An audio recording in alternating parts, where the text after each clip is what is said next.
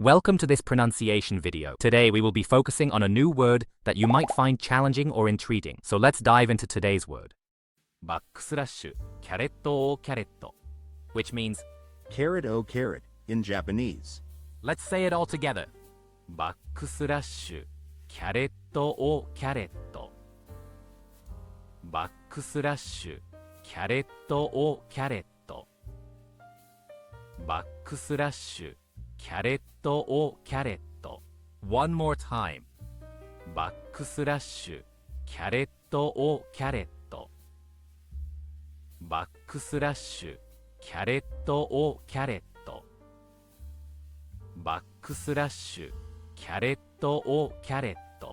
Thank you for joining us on this adventure in pronunciation. Remember, language is a journey, not a destination. Keep exploring, experimenting, and expanding your linguistic horizons. We'll see you next time.